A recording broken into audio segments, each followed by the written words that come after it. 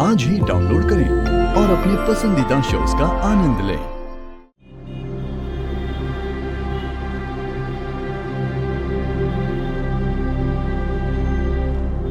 तो की कितना अच्छे भले लोगों का पूरे मोहल्ले में तमाशा बना के रख दिया। तो आज भी वही की वही है। लोग की सही कहते हैं कि चौल वालों को चौल से तो बाहर निकाल सकते हो, लेकिन उनके अंदर से चौल को नहीं निकाल सकते। तूने क्या अच्छा काम किया? किसी के घर में आग लगाई और लोग तमाशा देख रहे हैं। तो देख लेना, एक दिन यही आग तेरे घर में लगेगी और बाहर के लोग तमाशा देखेंगे। एक नंबर की बदतमीज और बेशर्म औरत। अपनी बेटी नहीं होगी ना, इसलिए दूसरों की बेटी की इज्जत नहीं थी। माधवी जी, आप क्यों रो रहे हो? आपको तो खुश होना चाहिए कि ऐसे घटिया खानदान में आपकी बेटी ब्याहने से बच गई।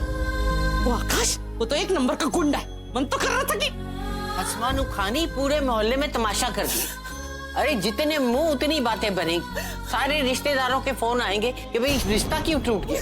लोगों को तो मजा आता है ना जख्म पे नमक छिड़कने के लिए। हम ये डीएनए टेस्ट जरूर करवाएंगे।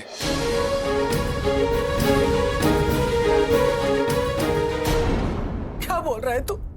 हाँ, तेरा दिमाग खराब हो गया? वो तेरी बहन पर उंगली उठा कर गई है, इतना बड़ा इल्जाम लगा कर गई है, और तू उसकी बात मान रहा है? रचना की और बेइज्जती करवाएगा तू उन लोगों के लिए? उन लोगों के लिए नहीं करवाऊंगा डीएनए टेस्ट, मैं ये खुद के लिए करवाऊंगा। ये सबूत चाहिए, उन्हें सबूत देके जवाब दूंगा। किसी को नहीं छोड़ूंगा। रच्चों ने उस लड़के पर भरोसा करके बेवकूफी जरूर की, लेकिन मैं अपनी बहन की बेइज्जती करने की इजाजत किसी को नहीं दूंगा। भूल जाओ ये शादी वादी, भूल जाओ समझना समझाना। उन्होंने मेरी बहन की बेइज्जती की, मेरे घर की इज्जत उछाली। अब मैं उनकी इज्जत उछालूंगा। उन्हें सबूत चाहिए, उन्हें सबूत भी दूंगा और मुंह तोड़ जवाब भी दूंगा। जितना दर्द उन्होंने रच्चों को दिया है,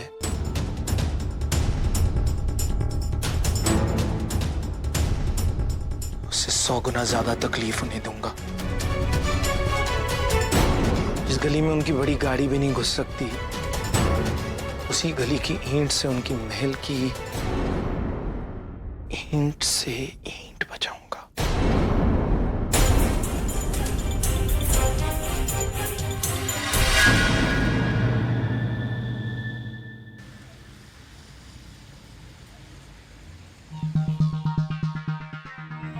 कहाँ गई वो फाइल? कहाँ गई वो फाइल? पाल लग गए क्या फाइल को? 4 घंटे से ढूंढ रहे हो। सर आपकी सारी फाइल बुलबुल ही अरेंज करके रखती है। तो कॉल करके पूछो उसको। इस लड़की की वजह से ना मेरा पूरा ऑफिस मैच्ड अप हो गया। एक से नाटक।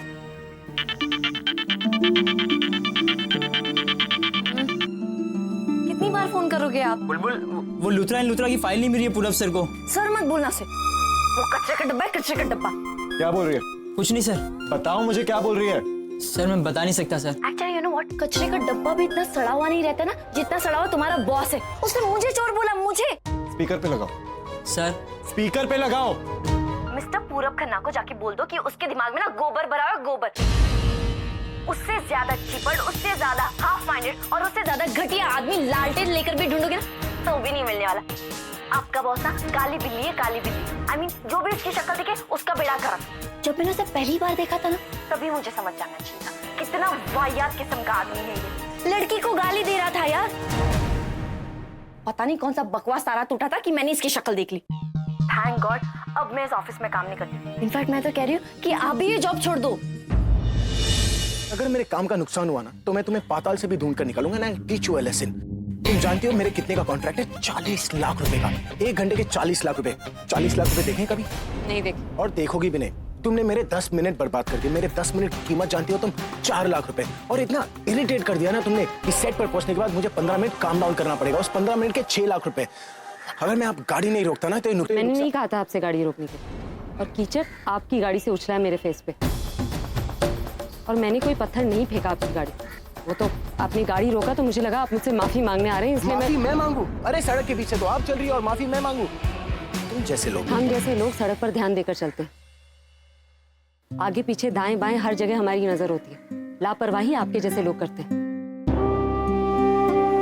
कभी रेलवे स्टेशन गए हैं आप? हम लोग लोकल ट्रेन में सफर करते हैं, लेकिन जब सड़क पर आते हैं ना, आपकी इन बड़ी गाड़ियों की वजह से हमें सड़क के किनारे दुबक कर चलना पड़ता है। लेकिन कभी कोई शिकायत करते हैं? नहीं।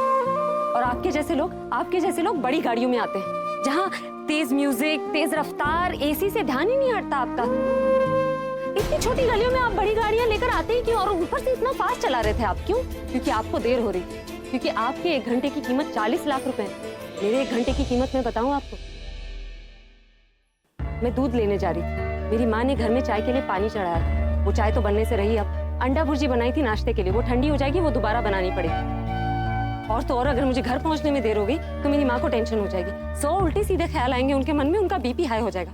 और मेरी माँ का अगर 5 पॉइंट भी बीपी ऊपर गया ना, तो आपके 5 करोड़ भी उसका मुआवजा नहीं भर पाएंगे। और ये दुपट्टा मेरी माँ ने मुझे बर्थडे पे दिया था, इससे मैं ये कीचड़ पोंछ रही हूँ। ये तो मेरे लिए अनमोल है, जो आपने आज बर्बाद कर दी। और से कॉलेज के लिए भी देर हो जाएगी मुझे।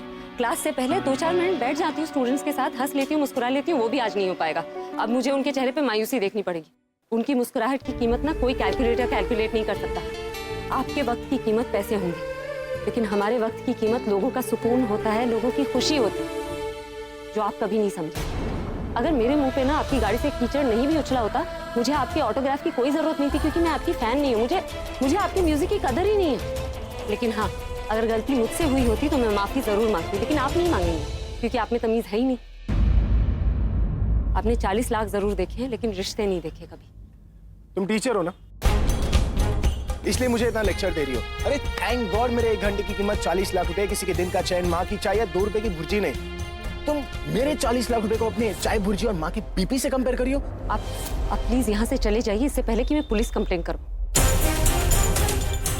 आसमान में उड़ना बहुत सीख लिया आपने, जमीन के करीब रहना सीख लिया।